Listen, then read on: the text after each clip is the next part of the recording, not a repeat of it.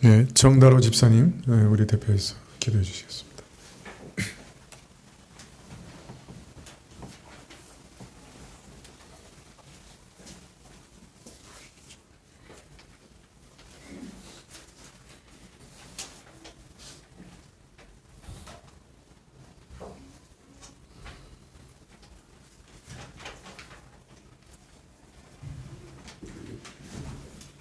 다 같이 기도 드리시겠습니다.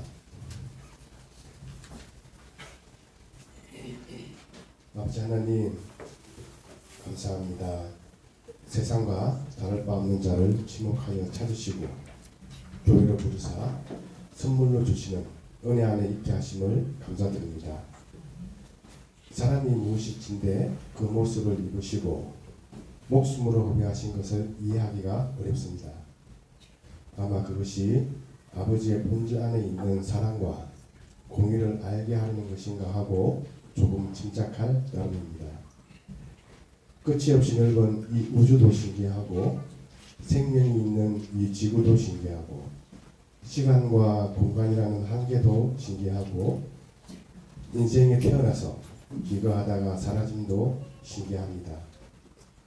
솔직히 말하면 잘 모르겠습니다. 그러나 온갖 종류의 생명을 만드신 하나님께서 온갖 종류의 죄인인 자를 받아주시기를 바라며 하나님만 믿고 의지하게 하여 주시기를 바라나이다. 세상의 벽에 맞닥뜨리고 한계에 부딪히고 길은 보이지 않아 암울하고 사방에서 웃겨싸임을 당해 도무지 헤쳐나갈 길이 없을 때 두렵습니다. 어떤 방법이 없나 하고 분주하나 답이 없습니다. 너희는 먼저 그의 나라와 그의 의를 구하라. 맞습니다. 하나님께 맡긴 의뢰는 하나님께서 하실 것이니 믿고 의에 장념케 하옵소서. 이때 비로소 담대함을 얻겠나이다. 우리 아이들의 삶도 그러할 텐데 모든 것을 의탁하고 믿음으로 신뢰하고 그의 나라와 의를 먼저 구함으로 평안으로 담대케 되는 경험을 풍성히 주옵소서. 세상은 두려워하고 하나님은 우습게 여긴 것을, 하나님을 신뢰하지 못한 것을 용서하여 주옵소서. 하나님은 항상 드리고 우리가 원하는 것은 늘 비껴가시고 그래서 차라리 내가 하는 게 낫겠다고 우리의 가난으로 하나님의 부요함을 업신여긴 것을 용서하여 주옵소서. 옥합을 깨뜨린 여인같이 두 랩돈을 낸 과부같이 저희의 삶을 주스려 주시기를 부탁드립니다. 분명 가진 것에 차이가 있고 지위에도 차이가 있고 누리는 것에 차이가 있을지라도 그 어떤 값을 지불하여도 살 수 없는 가장 귀한 것을, 가장 소중한 것을 소유하였으니 다른 것은 견줄 이유가 없음을 알게 하여 주옵소서.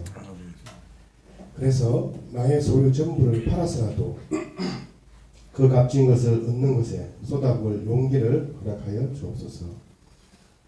이 땅의 교회를 기억하여 주셔서 맛을 잃은 소금이 되지 않게 하여 주옵소서. 실족한 눈을 빼어내고 실족한 손을 잘라서라도 빛을 잃지 않게 하여 주시기를 바라나이다. 오직 성령으로만 해석된 말씀과 주님의 복음으로 충만하면 좋겠습니다. 이 일을 맡은 사역자들을 붙들어 주옵시고 또한 사역자들을 훈련하는 신학교를 먼저 살펴주옵소서.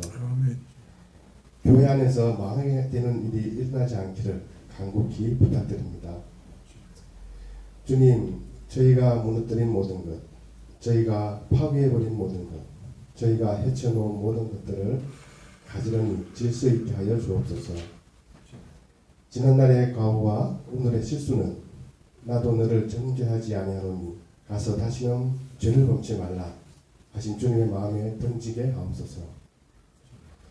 그리하여 오늘의 얕은 자원, 내일의 불확실성은 하나님께 전부 의뢰하게 하시고 하나님께 맡겨진 것은 하나님께서 친히 전하게 하실 것을 믿고 기도와 간구로 의지하게 하옵시고 저희에게는 평강의 걸음걸음을 허락하여 주옵소서. 죄의 노예에서 해방되어 하나님의 자녀로서의 자유와 신분을 허락하신 우리 주 예수 그리스도 이름으로 기도합니다. 아멘.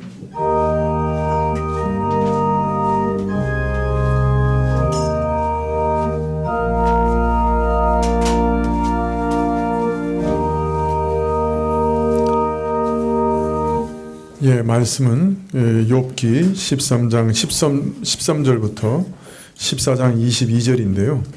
14장 13절부터 17절까지만 봉독하겠습니다. 14장 13절부터 17절. 14장 13절부터 한 절씩 교독하시죠. 주는 나를 음부에 감추시며 주의 진노가 쉴 때까지 나를 숨기시고 나를 위하여 기한을 정하시고 나를 기억하옵소서.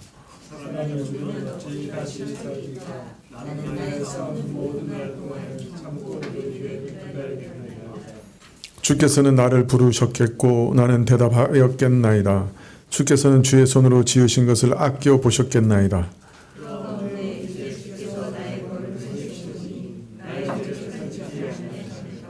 내 허물을 주머니에 봉하시고 내 죄악을 싸매시나이다. 예, 사랑구역 특성이 있겠습니다.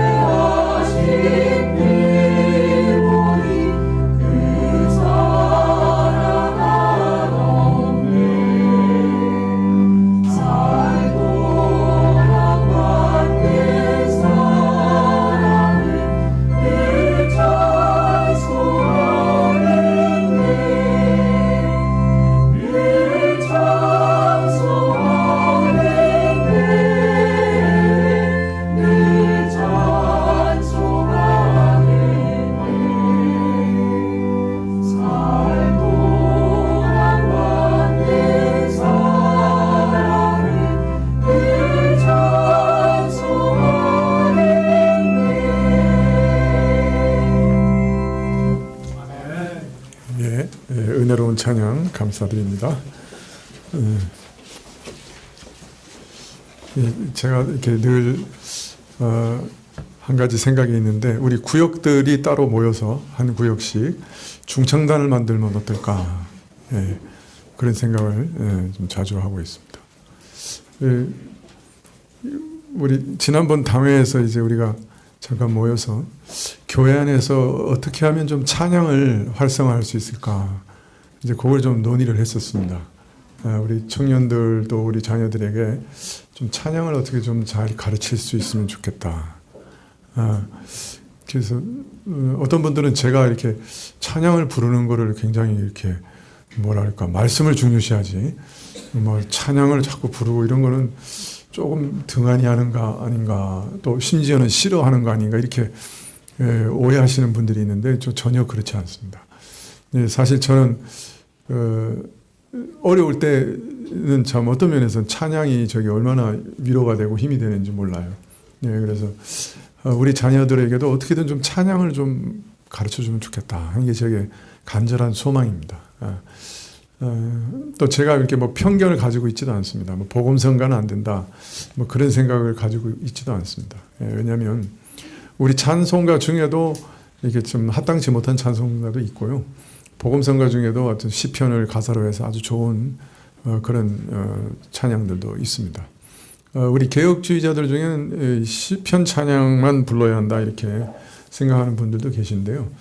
저는 이렇게 요한계시록에도 새 찬양이 있고 하기 때문에 그 가사도 얼마든지 우리가 이렇게 새롭게 작사할 수 있다 생각하고요. 또 음조도 사실 우리 개혁교회에서 처음 그 노래 그 찬양을 시작할 때도 당시에 그 유행하던 그 요사이 말하면 유행가의 음도 이렇게 빌려와 가지고 이렇게 작곡하고 그랬거든요. 그래서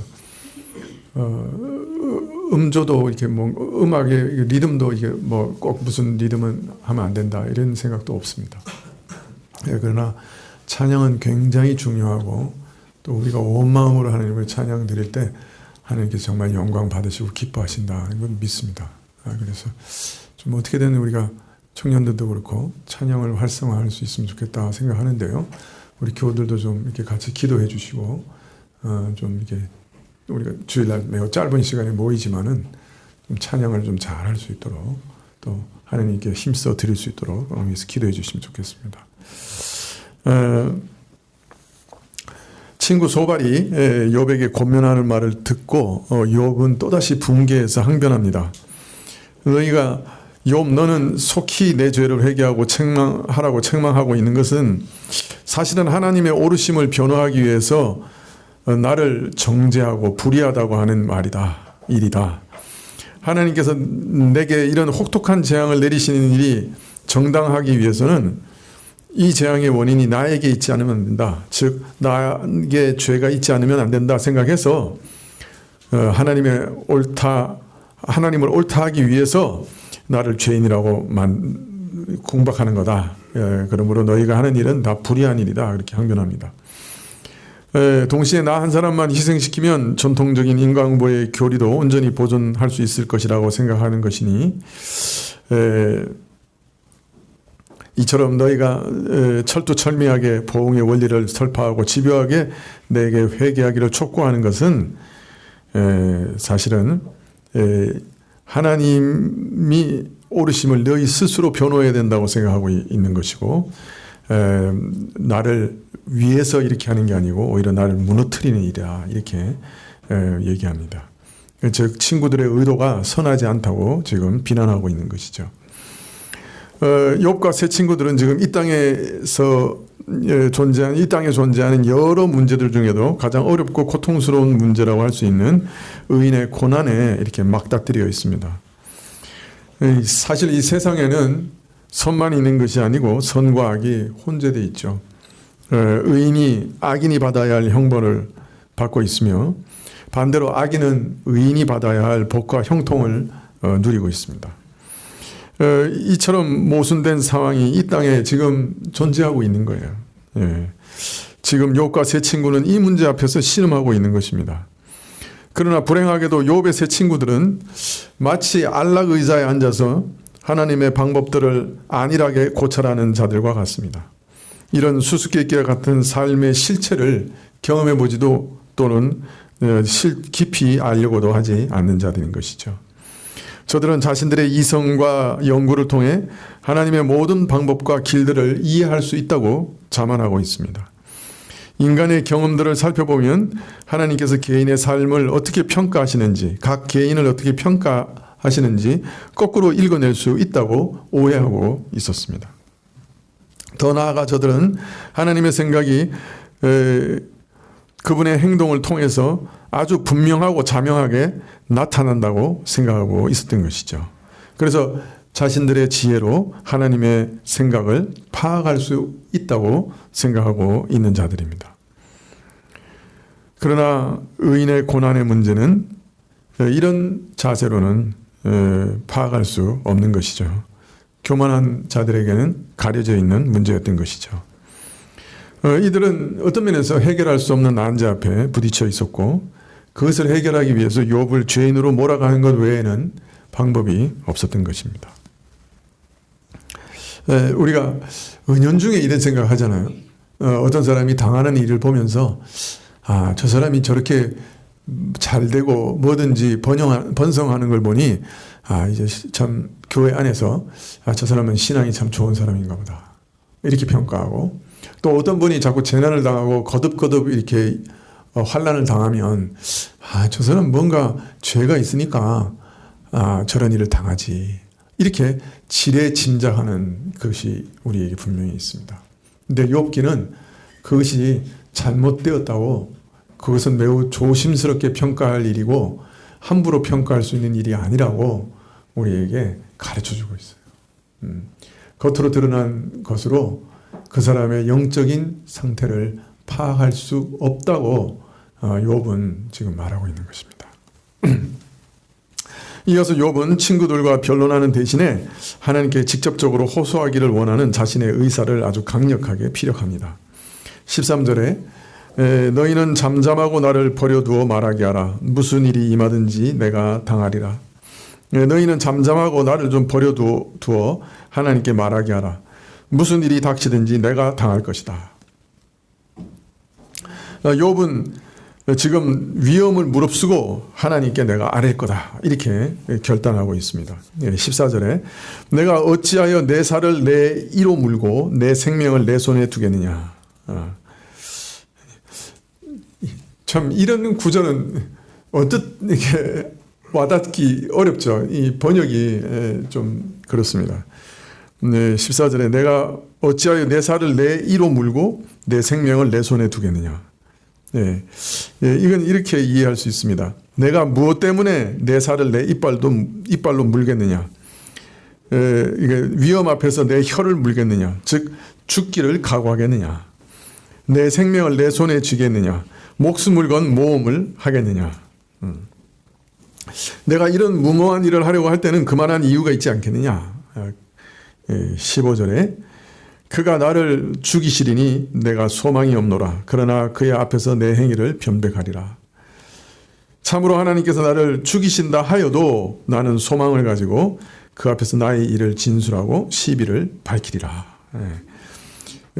그가 나를 죽이시리니 이렇게 번역을 했기 때문에 소망이 없노라 이렇게 번역을 했어요. 그런데 사실은 죽이신다 하여도 나는 소망을 가진다 이렇게 번역하는 것이 옳습니다. 16절에 사고한 자는 그의 앞에 이르지 못하리니 이것이 나의 구원이 되리라. 이것이 나의 구원이 될 것이니 내가 이렇게 하여도 결국 결과가 나쁘지 않을 것을 확신하는 것은 경건치 못한 악인은 하나님 앞에 감히 나갈 수 없겠으나 나는 그렇지 않기 때문이다. 좀 많이 의역을 했지만 그런 뜻으로 이해하는 것이 옳습니다. 여기서 이어서 욥은 자신의 의로움을 피력합니다. 17절에 너희는 들으라 내 말을 들으라 나의 설명을 너희 귀에 담을지니라. 너희는 내 말을 들으라 내 변론의 귀를 기울이라. 18절에 보라 내가 내 사정을 진술하였거니와 내가 스스로 의로운 줄 아노라. 나는 이미 나의 일을 진술하였고 나는 나의 옳음을 확신하노라. 19절에 나와 변론할 자가 누구이랴. 그러면 내가 잠잠하고 기운이 끊어지리라. 누가 나와 시비하여 나의 불의함을 말할 수 있느냐? 너희 가운데 나의 잘못을 구체적으로 지적할 자가 있겠는가? 그리하면 내가 잠잠하고 죽으리라. 욥은 자신의 잘못이 드러난다면 더 이상 말을 하지 않겠으며 지금 당장 죽어도 좋다고 말합니다. 그만큼 자신에게는 이런 일을 당할 만한 죄가 없다고 확신하고 있는 것이죠. 이처럼 자신의 의로움을 강하게 말한 다음에 이제 욥은 하나님을 향하여 호소합니다. 이것은 욥의 세 번째 기도 호소인데요. 욥은 친구들과 논쟁 중에 친구들의 권면에 대해서 답변하면서 그 말미에 또 한결같이 이렇게 하나님께 기도드립니다.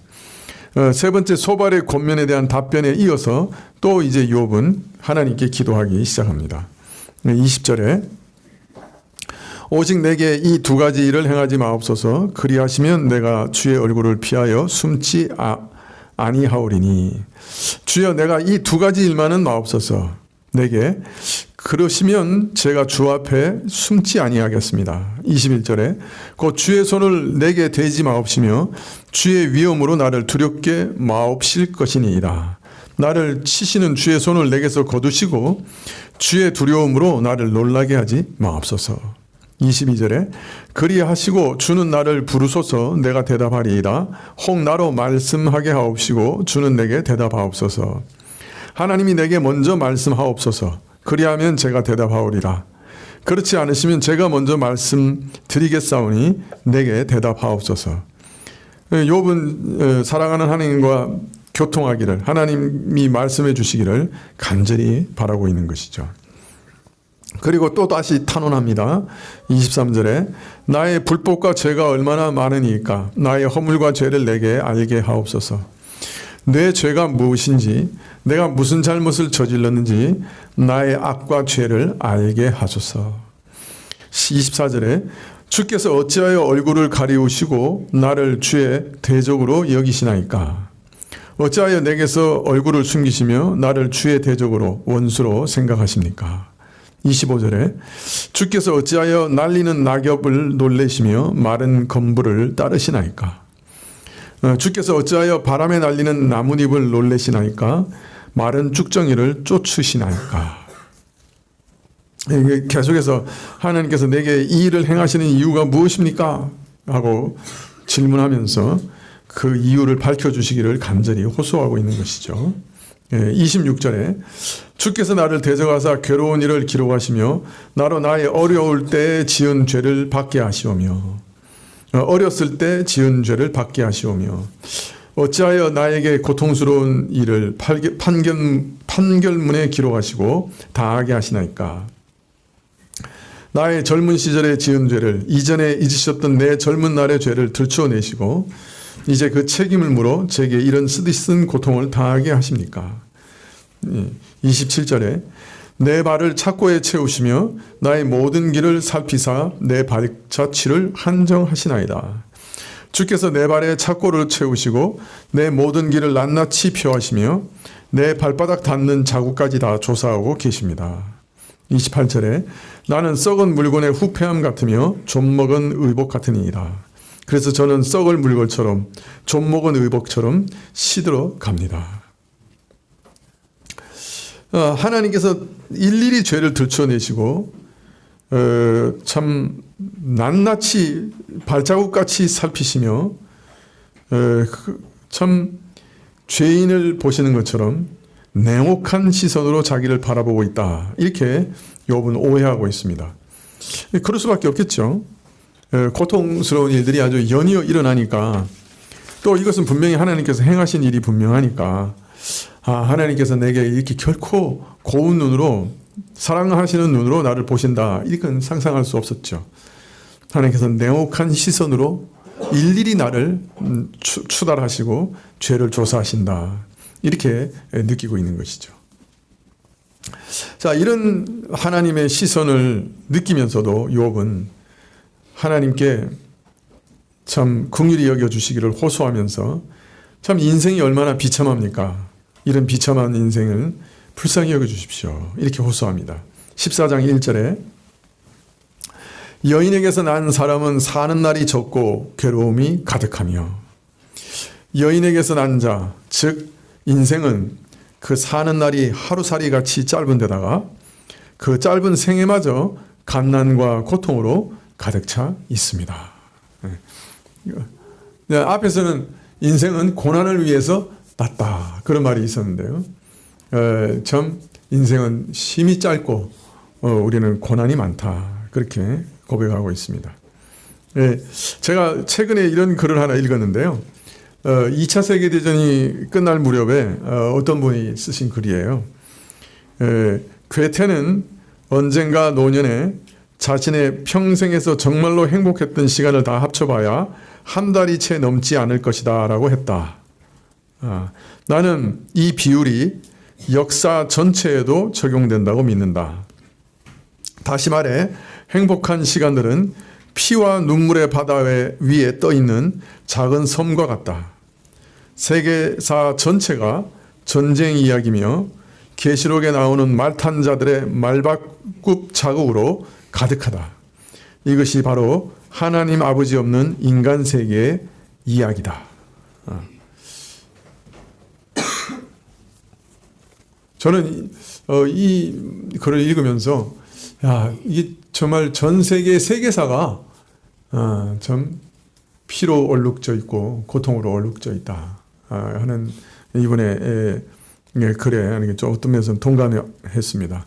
사실 우리 세대는 정말 되게 행복한 세대죠. 어떤 면에서 아주 오랫동안 평화를 누리고 있고 좀 위태위태하지만 그래도 종교적인 자유도 누리고 있고 경제적인 좀 자유도 어느 정도 누리고 있고 우리 세대는 정말 행복한 세대라고 할 수 있죠.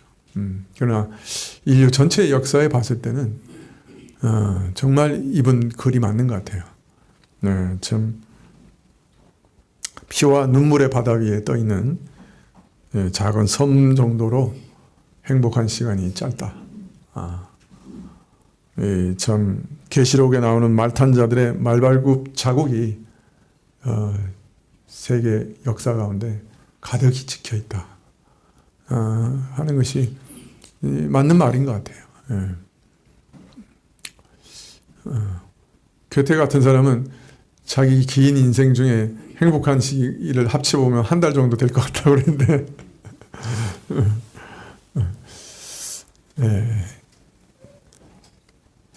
우리 인생이 괴로움이 참 많은 곳이다 이렇게 토로하고 있습니다. 욥도 그렇게 말하고 있죠. 괴로움이 가득한 것이 인생이다. 2절에 그 발생함이 꽃과 같아서 쇠하여지고 그림자같이 신속하여서 머물지 아니하거늘 꽃과 같이 피었다 시들며 그림자처럼 날아 도망하며 덧없이 지나가는데 13절에 이와 같은 자를 주께서 눈을 들어 살피시나이까 나를 주의 앞으로 이끌어서 신문하시나이까 어찌하여 이런 미천한 것에게 주께서 시선을 고정하시며 이런 나를 주 앞에 끌어오셔서 재판하려 하십니까? 4절에 누가 깨끗한 것을 더러운 것 가운데서 낼 수 있으리까? 하나도 없나이다. 누가 부정한 것에서 정결한 것을 끌어낼 수 있습니까? 단 한 사람도 없습니다. 죄로 오염된 인간의 본성 가운데 누가 정결한 것을 나오게 할 수 있겠습니까? 죄 중에 출생한 자 가운데 누가 정결할 수 있겠습니까?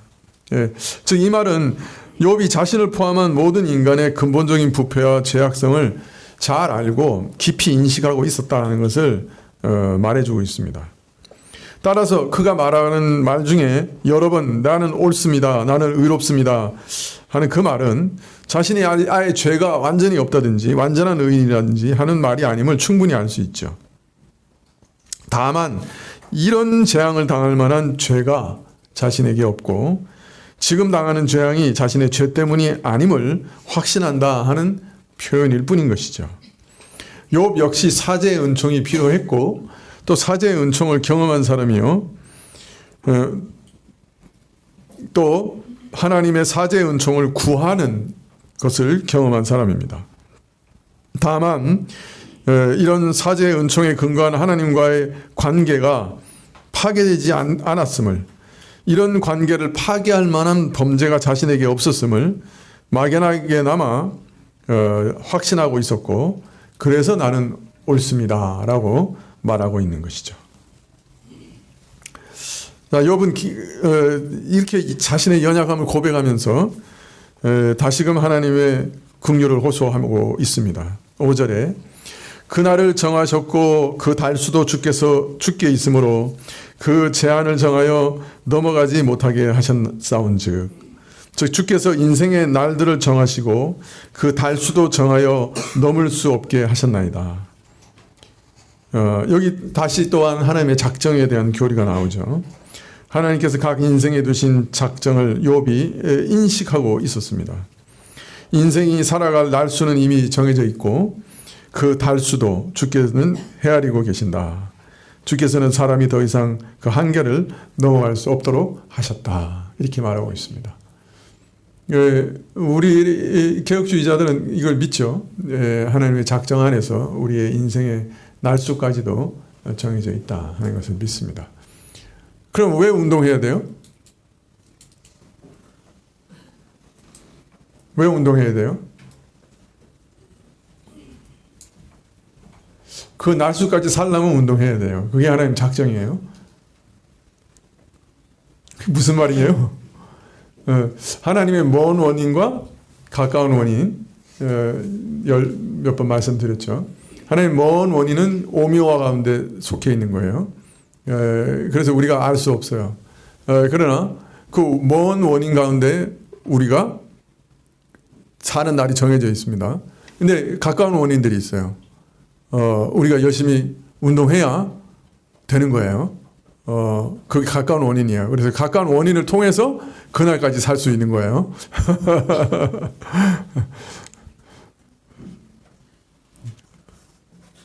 기도 안 하셔도 하나님께서 우리 뭐가 필요한지 다 아세요. 그런데 가까운 원인, 기도를 통해서 응답하시겠다고 하셨어요. 그리고 기도를 통해서 하나님의 뜻을 이루시겠다고 하셨어요. 그 오묘한 원인을 정하셨지만 그 오묘한 원인을 이루는 방식까지 정하신 거예요. 그게 가까운 원인이에요. 그러니까 우리는 기도해야 돼요. 기도하지 않으면 응답도 없어요. 열심히 운동해야 돼요. 그래야 작정한 날까지 사는 거예요. 하나님께서 운동이라고 하는 것을 통해서 그 작정한 날까지 살게 하시기로 작정하셨어요. 믿으세요? 그래서 먼 원인과 가까운 원인을 알면 우리가 왜 열심히 해야 되는지 알 수 있어요. 하나님은 가까운 원인을 통해서 먼 원인을 이루세요. 그렇기 때문에 우리에게 주신 이 가까운 원인들을 열심히 사용해야 돼요. 기도해야 돼요. 노력하고 뛰고 식이요법 해야 되고. 아니 목사가 믿음도 없이 그렇게 음식을 가리고 그러냐고. 아니에요. 믿음이 있어서 그래요. 하나님이 작정하신 날까지 살라고. 살고 건강하게 설교하려고 살 빼는 거예요. 믿으십니까?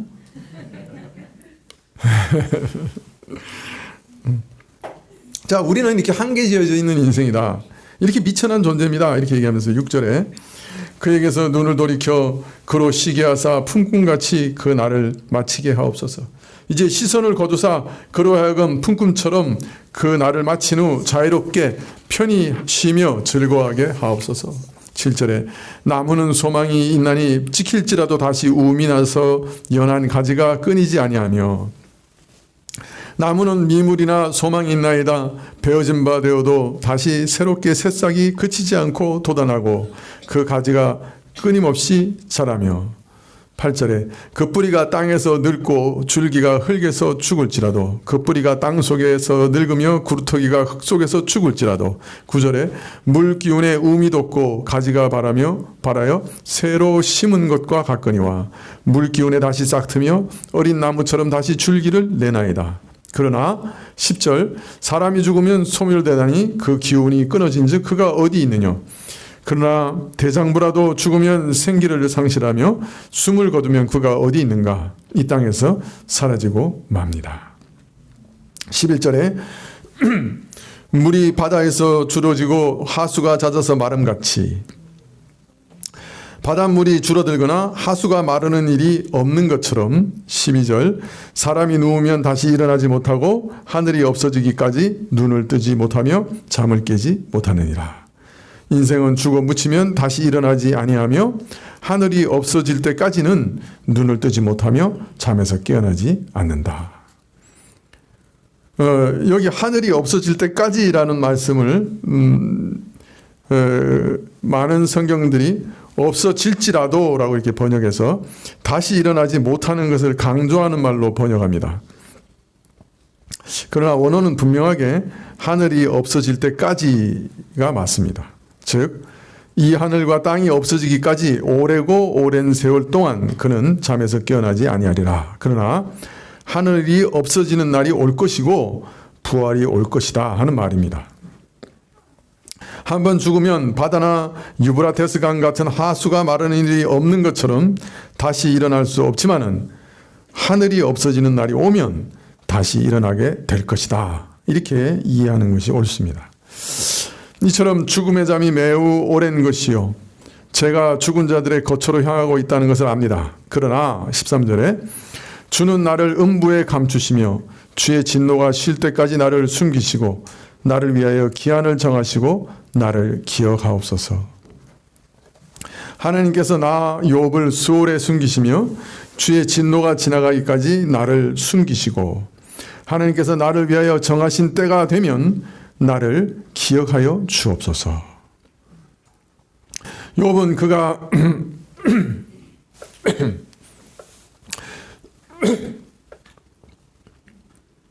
욥은 그가 당하는 영육간의 지독한 고통과 아픔 때문에 하나님께서 수월에 나를 숨겨주었으면 죽음 가운데 숨기시고 그러나 다만 이 잠의 한계를 정하시고 다시 나를 기억하시기를 바란다 하고 말하고 있습니다. 즉 욥은 죽음이 영원하지 않다는 것을 알고 있었죠. 이 잠에는 한계가 있어 언젠가 하나님께서 나를 다시 기억하실 날이 있음을 의식하고 차라리 그때까지 나로 죽음의 잠 속에 숨겨 주셨으면이라고 말하고 있는 것이죠. 14절에 사람이 죽으면 어찌 다시 살리까? 나는 나의 싸우는 모든 날 동안을 참고 놓이기를 기다리겠나이다. 14절의 번역이 별로 좋지 않은데요. 장정이라도 죽으면 어찌 다시 살리까? 상식적으로 그러지 못합니다. 그러나 저는 나의 모든 고난의 날 동안을 참으며 나의 변화가 올 때까지 기다리겠나이다. 예. 이렇게 번역할 수도 있고 혹은 사람이 다시 죽으면 그가 살까? 죽음 후에도 인생은 사는 것이라. 죽음 후에도 사는 생명이 있으니 사람이 죽어도 사는 것이라고 하면 다시 산다고 한다면 나는 내 고역의 날 동안 평생 다시 살아나 변화될 그날을 바랄 것입니다. 뭐 어느 쪽을 택해도 좋습니다. 15절에 주께서는 나를 부르셨겠고 나는 대답하였겠나이다. 주께서는 주의 손으로 지으신 것을 아껴 보셨겠나이다. 그때 주께서 나를 부르실 것이요 나는 주께 대답할 것이니 주께서는 주의 손으로 친히 지으신 피조물인 나를 귀히 여기시리이다. 16절에 그러하운데 이제 주께서 나의 걸음을 세시오니 나의 죄를 살피지 아니하시나이까. 그러므로 지금은 주께서 내 모든 걸음걸음을 세고 계시지만 그때는 내 죄를 살피지 않으실 것입니다. 욥은 그의 발걸음 하나하나 세시는 하나님의 세밀한 살피심을 지금까지는 그의 죄를 일일이 찾아 사실하시며 책임 물으시는 냉혹한 것으로 생각했지만은 그러나 다시 살게 되는 그날 주께서 나를 부르실 때는 그때 하나님께서는 나의 발걸음을 세시는 그 보살핌으로 나의 죄를 찾아 사실하시기 위해 찾으시고 살피시는 것은 아니실 것이다. 오히려 보살피신 것이 될 것이다. 이렇게 얘기하고 있죠. 17절에 내 허물을 주머니에 봉하시고 내 죄악을 싸매시나이다. 오히려 나의 죄악을 주머니에 봉하시며 나의 죄를 덮으실 것입니다. 사실 이렇게 지금 부활에 대한 내용을 지금 고백하고 있는 내용인데요. 많은 분들은 이게 이제 욥 같은 이런 시기에 이런 부활의 내용을 고백했을 리 없다 이렇게 해서 이것을 전부 가정법으로 돌리든지 질문의 형식으로 번역을 합니다. 물론 이제 히브리어에서는 의문부어가 없고 그래서 문맥에 따라서 의문문으로 번역을 할 수도 있고요. 그래서 가정이나 의문으로 이렇게 번역할 수도 있습니다만은 오늘 것을 이렇게 문맥에 따라서 계속 잘 읽어보면 욥이 분명 부활을 소망하고 또 그것을 노래하고 있다, 부활 신앙을 고백하고 있다 하는 것을 알 수가 있습니다. 다만 번역하는 분들이 또 주석하는 분들이 믿음이 없어요. 벌써 이렇게 부활의 신앙을 고백할 리가 없다. 그래가지고 이걸 다 뭉개버립니다, 사실은. 그런데 이것을 이렇게 문맥에 따라서 번역하면 사실은 그 날을 기다리고 부활의 날을 기다리고 하는 욥의 소망을 분명히 알 수가 있습니다. 이 공동 번역 같은 경우는 이게 시적인 뭐랄까요, 어감을 아주 잘 살펴서 번역하고 있어요. 사실 이게 욥기에 있어서 그 시적인 음유를 공동 번역이 이렇게 잘 번역한 것 같아요. 그런데 이 부분에 와서는 이게 완전히 뭐랄까요, 설마 욥이 부활을 벌써 얘기하겠어? 이러면서 이게 전부 다 이걸 뭐랄까 가정법으로 다 바꿔버렸어요. 그러니까 소망하는 걸로 다 바꿔버렸어요. 상당히 이제 실망스럽게 돼버렸는데요. 공동 번역은 여러분 가톨릭 학자들하고 개신교 학자들이 함께 모여서 번역한 성경입니다. 그래서 어떤 경우에는 굉장히 잘 번역되어 있고요. 또 어떤 경우에는 매우 실망스럽습니다.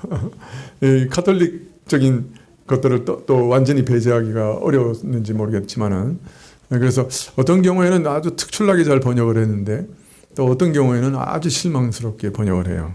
공동 번역을 읽을 때는 좀 조심하셔야 할 부분이 있습니다. 자, 그런데 이분들이 왜 이렇게까지 문맥을 완전히 이렇게 어그러뜨려 버리고 이렇게 부활에 대한 것을 거절하냐면 그 다음에 나오는 내용이 좀 이상해서 그래요. 부활을 소망하는 사람이 가지기에는 너무 절망적인 얘기가 나오니까 이거는 그냥 희구하는 것 뿐이고 부활을 고백하는 건 아니다, 이제 이렇게 생각을 하는 것이죠. 그러나 사실 고난을 당해본 사람이면 누구나 다 이해할 수 있는 내용이거든요. 하여튼 좀 더 읽어보겠습니다. 욥은 이런 부활 신앙도 오랜 고난 가운데 무너져 간다고 고백하고 있습니다. 18절에 무너지는 산은 정령 흩어지고 바위는 그 자리에 옮겨가고, 산들이 무너져 부수어지듯이 바위가 그 자리에서 옮겨지듯이 19절에 물은 돌을 닳게 하고 넘치는 물은 땅의 티끌을 씻어버리나이다. 이와 같이 주께서 사람의 소망을 끊으시나이다. 돌들이 물에 닳아 없어지고 급류가 땅의 흙을 휩쓸고 지나가듯이 주께서 사람의 희망을 무너뜨리실지라. 주께서 연이은 재난과 의심과 혼란의 과정, 재난을 내리시니 그 의심과 혼란의 과정에서 이러한 부활 소망마저 조금씩 허물어지고 있다고 고백하고 있습니다. 20절에 주께서 사람을 영영히 이기셔서 떠나게 하시며 그의 얼굴빛을 변하게 하시고 쫓아 보내시오니 주께서 인생을 영영 짓눌러 굴복시키사 떠나 없어지게 하시되 그 얼굴빛을 바꾸어 낙담케 하시며 절망 가운데 보내게 하시나이다. 그리하여 21절에 그 아들이 존귀하나 그가 알지 못하며 비천하나 그가 깨닫지 못하나이다. 자기 자녀들이 존귀하게 되어도 그는 알지 못하며 비천하여지나 깨닫지 못합니다. 이처럼 주위의 모든 일에 무관심하게 됩니다. 22절에 오직 자기의 살이 아프고 자기 마음이 슬플 뿐이나이다.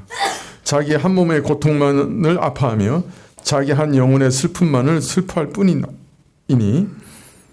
뿐이나이다. 너무 고통이 지극하고 그 고통의 원인과 이유를 알 수 없는 혼란과 의심과 절망 가운데 참 성도의 최후의 믿음의 근거라고 할 수 있는 부활의 신앙마저 조금씩 무너지는 것을 안타까워하며 호소하고 있는 것이죠. 혼란과 갈등과 절망과 고통이 지극한 가운데 자식이 잘 되는 것도 관심에 들어오지 않고 자식이 잘못되어도 돌아갈 겨를이 없고 참 얼마나 어려우면 그럴까요? 그저 내가 받은 고통이 너무 심함으로 내 한 몸의 고통을 아파하고 내 영혼의 슬픔만을 슬퍼하게 된다. 인생이 같이 비참하고 미천하고 연약한 자이니 지극한 고통 가운데서 부활의 소망마저 희미해져 가니 하나님이 나를 긍휼히 여겨 주십시오. 이렇게 간절히 눈물로 호소하고 있는 것이죠. 그래서 아무 소망이 없어져 갑니다. 이 얘기가 뒤에 있으니까 앞에 있는 것도 뭐 확실한 어떤 믿음의 고백이 아니다. 그냥 이렇게 소망하는 것 정도일 뿐이다. 이렇게 이해하려고 그렇게 한 거죠. 이로써 욥과 세 친구 사이의 이례전이 끝이 납니다. 엘리바스, 빌닷, 소발의 차례로 나와 욥을 고발하고 책망하였고 이에 욥이 일일이 응수하고 자신을 변호합니다. 이 변호 과정에 욥은 원죄의 교리, 작정의 교리 등 아주 중요한 교리들을 계속 지금 말하고 있죠. 그 중에서도 특히 오늘 우리가 주목해야 할 부분은 바로 부활의 소망에 대한 믿음을 욥이 고백하는 것입니다. 부활의 날에는 주의 손으로 지으신 것을 아껴보시겠고 나의 죄를 덮으실 것이다. 이렇게 고백하고 있죠. 욥도 마찬가지지만 사실 금생밖에 없다고 하면 세상 사람들 중에 가장 불쌍한 사람이 누구냐? 믿는 신자들이라고 바울이 말씀했습니다. 부활이 없으면 왜 신자가 이 세상에서 가장 불쌍하냐? 신자는 이 세상 것을 바라고 살지 않기 때문에 그렇죠. 신자는 이 땅에 발을 딛고 이 세상 속에 살아가지만은 땅의 것을 바라보거나 땅의 것에만 매여 살려고 하지 않습니다. 하늘의 것을 바라보면서 살아가려고 하죠. 그래서 지금 현재 우리가 당하는 모든 환난과 어려움과 고통도 장차 우리에게 주어질 부활의 영광과 좋게 비교할 수 없음을 알기 때문에 고난 가운데서도 기뻐하며 인내하며 살아갈 수가 있는 것이죠. 내가 이 땅에서 어떤 일을 당하든 어떤 고난을 당하든 어떤 환난을 당하든 어떤 무시를 당하든 어떤 억울함을 당하든 부활의 날에 하나님이 주실 그 큰 영광과는 비교할 수 없는 것이기 때문에 우리는 이 땅에서 환난도 참고 비난도 참고 억울함도 참고 고난도 참으며 살아갈 수 있는데 근데 부활이 없다. 그럼 어떻게 되는 거예요? 죽는 것으로 모든 게 끝나버렸다. 남는 게 금생뿐이고 이 세상 것뿐이다. 그러면 제일 불쌍한 자죠. 제일 불쌍한 자죠. 그런데 한 가지 질문 드리고 싶은데 혹 여러분은 어떻습니까? 부활이 없다 그러면 여러분 삶이 제일 이 세상에서 불쌍한 사람입니까? 아니면 그래도 괜찮은 사람입니까? 제가 보기엔 여러분 괜찮은 사람 같은데 그래도 살만하게 살았고 별로 억울한 일도 당한 일도 없고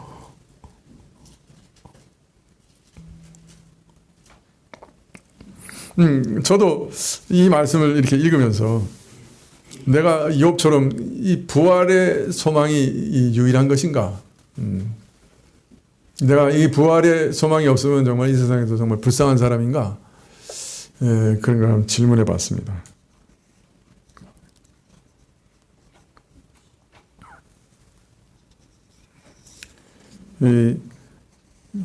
그래도 이 땅에서 살만해요. 그러니까 부활을 그렇게 막 소망하지는 않는 것 같아요. 이게 좀 이 땅에서 좀 충분하게 잘 살고 누릴 거 다 누리고 그 다음에 좀 갔으면 좋겠다. 그러고 있는 것 같아요. 그러나 사실은요, 신자는 세상에 대해서 죽은 자잖아요, 그죠? 세상이 내게 뭘 얼마나 주든지 아니면 빼앗아 가든지 세상이 나를 얼마나 높이든지 아니면 나를 없이 여기든지 세상에서 내가 얼마나 형통하든지 아니면 억울함을 당하든지 난 세상에 죽은 자잖아요.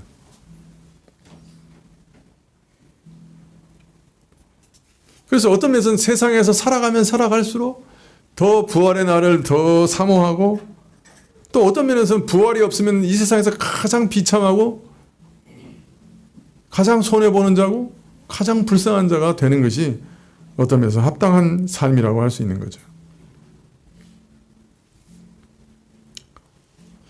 또 반대로 신자는 이 땅에서 고난과 환난과 핍박을 당하면 당할수록 사실은 부활을 생각해요. 우리가 주의 재림에 대해서도 전혀 관심이 없다가요, 환난과 어려움을 당하면 주의 재림에 대해서 관심이 갑자기 생겨요. 어떤 방식으로? 주여, 오늘 밤이라도 좀 왔으면 좋겠습니다. 오셨으면 좋겠습니다. 심각하게 환난과 어려움을 당하면 내가 죽을 수는 없으니까, 그 뭐라 그래요, 하나님? 오늘 밤이라도 좀 오시면 좋겠다.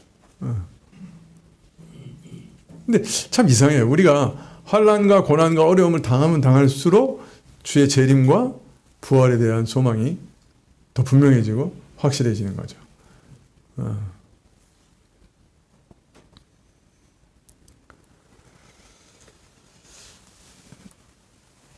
예, 우리가 이 땅에서 많은 환난과 어려움, 좀 아까도 얘기했지만은 슬픔과 고난이 가득한 인생을 살아가는데요. 사실은 그렇죠. 언제 근심 걱정이 떠난 적이 있습니까? 우리 인생 가운데.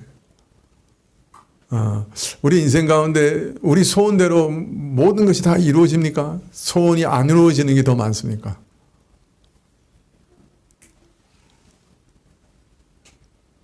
자녀들이 내 뜻대로 다 됩니까? 아니죠. 참 우리 안에는 많은 고난과 어려움과 근심들이 가득합니다. 근데 그 가운데서 우리가 기쁨과 소망을 잃지 않게 되는 것이 무엇입니까? 부활이 있다고 하는 것입니다. 이 삶이 여기서 끝나는 것이 아니라는 것입니다. 고난은 한계져 있습니다. 끝날 때가 있습니다. 그러나 우리 삶은 영원히 계속됩니다. 부활과 재림이 있습니다. 그것이 우리에게 유일한 소망이죠.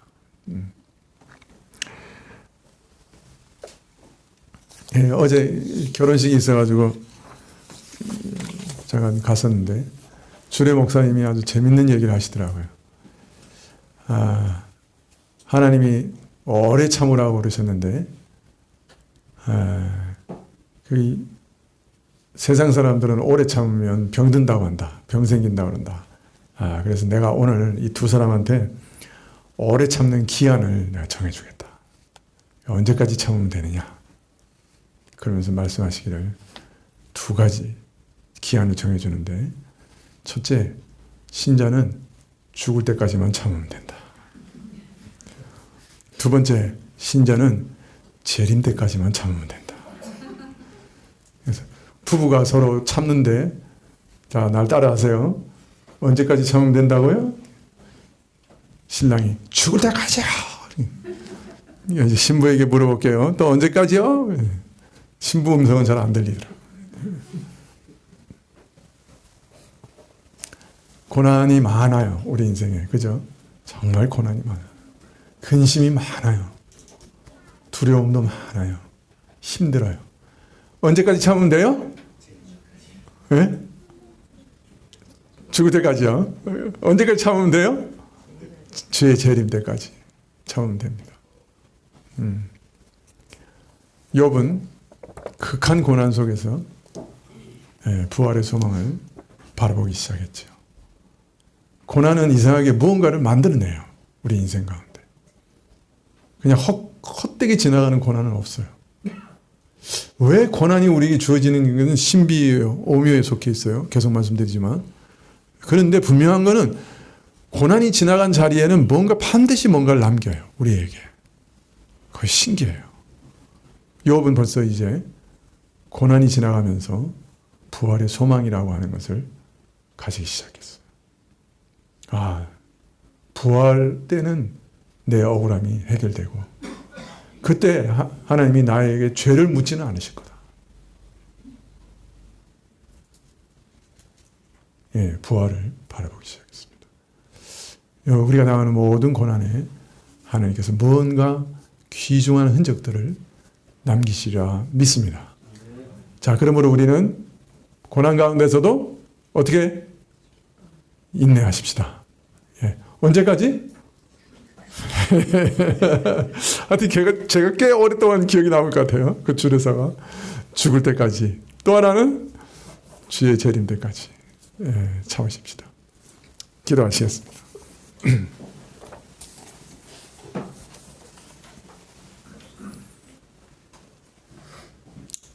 예, 주께서 우리를 예비하신 것은 영원한 슬픔도 아니고 영원한 근심도 아니고 참 어떤 사람도 상상할 수 없는 영원한 기쁨과 즐거움이요 평강이라 하셨습니다. 우리는 아직 그런 것이 뭔지 잘 모릅니다.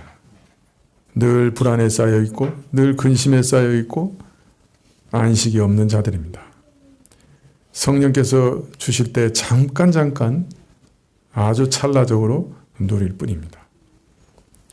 그러나 이 땅에서도 주님 성령께서 충만하게 우리에게 임하사 환난과 두려움과 근심 속에서도 성령이 주시는 평안과 안식을 죄사함의 기쁨을 얻기를 원합니다. 우리에게 그것을 누리게 하시고 또 누리게 하시되 영원까지 누리게 하옵소서. 혹 우리가 이 땅에서 고난을 당한다 할지라도 그것이 끝이 있음을 믿게 하시고 낙심하지 않게 하시고 주께서 주실 결말을 기대하며 인내할 수 있도록 저희를 붙잡아 주시옵소서. 예수님의 이름으로 기도합나이다. 아멘. 네, 주님 가르치신 기도로 예를 마치겠습니다. 하늘에 계신 우리 아버지시여, 이름이 거룩히 여김을 받으시오며 나라에 임하옵시며 뜻이 하늘에서 이룬 것 같이 땅에서도 이루어지이다.